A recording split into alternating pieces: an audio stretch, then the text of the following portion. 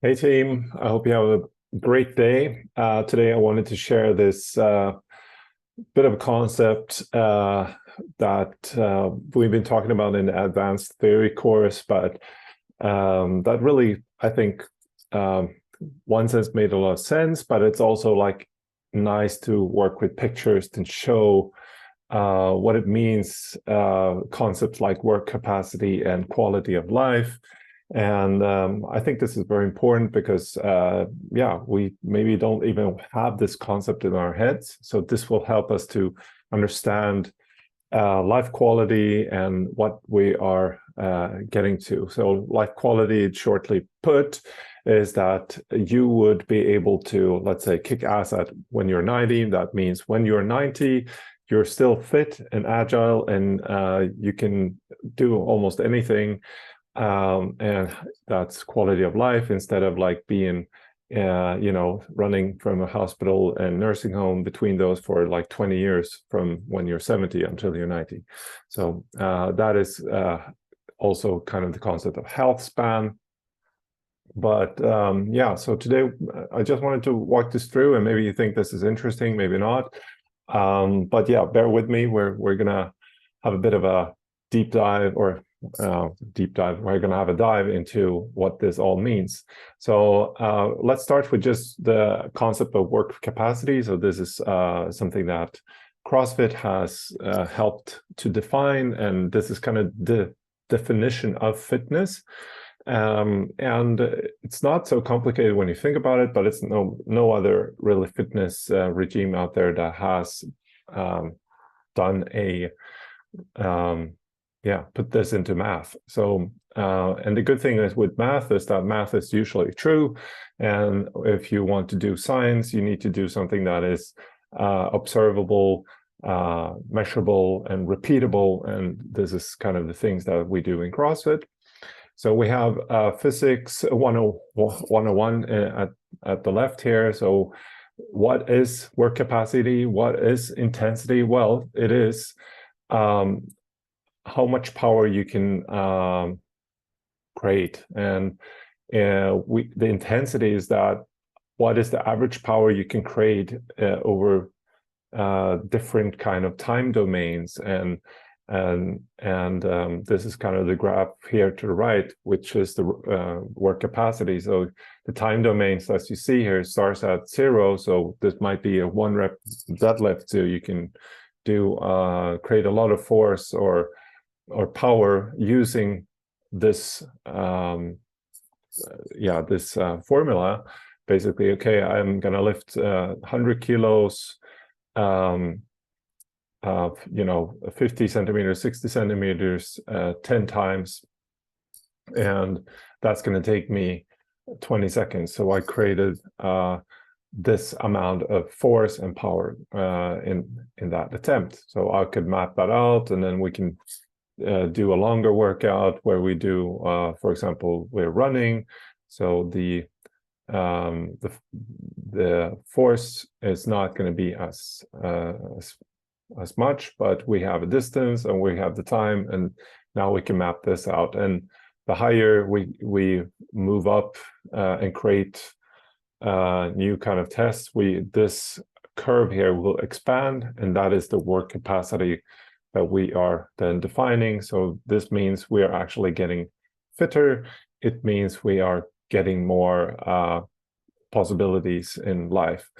And something we talked about yesterday in the advanced theory course is this safety paradox and comfort and homeostasis. So we have a couple of different boxes here.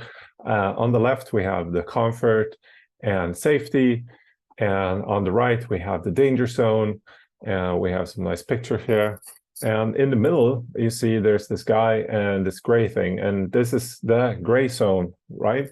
So when we're doing stuff, and training, and we, let's say, max ourselves out, we will probably most likely be in this gray zone. If we go too far, we are going to end up in the danger zone. And as you see here, we also have these axes here. We have lifespan, so how long you're going to live. And then we have the work capacity that we are creating. So put this in the concept of like, I'm taking the sun here. So let's say you are hiding from the sun all the time. You like the sun, but you're always going to be in the shadow. Your body will never adapt to strong sun, right? So there will be no adaptation to sun because you're always in the comfort and safety zone. But if you go out in the sun, you spend some time, you might be here, and then you might get to that critical point where you actually are close to sunburn. But you walk in and you get the adaptation. The body's like, okay, I need to be prepared for this danger. And by doing this, you're actually moving this gray zone a bit longer. And now your comfort zone is going to be bigger. You can actually spend more time in the sun. And now when you go in the sun, you're going to be able to be there longer. And the same thing comes to training. So if you would only do slow movements, you would always do everything super safe. Like we would do a deadlift and it would take 10 seconds to do like a deadlift with 5 kilos. You would have no adaptation and you would basically just be in the safety zone and have no adaptation. And the body will actually adapt to that low intensity. But if you do deadlifts that are, close to your max relatively often, the body's going to, see that, hey, you're really pushing the boundaries here, and your body will have this decline phase. But then you have the adaptation where you get a bit stronger, and now you're moving this gray zone further. You're expanding this part, right? And if we look at where you begun, so maybe when you started CrossFit, you were somewhere here, and you've been pushing your boundaries all the time. And I'm going to see if I can do this nicely. Oops. And we say you're pushing the boundaries, and your new gray zone, you're actually able to create, to lift much more weight, move faster, do more repetitions, run further. Suddenly we have created this part here. Whoops. Sorry for that. And now, whoops, that was the wrong color. We created, everyone loves Canva.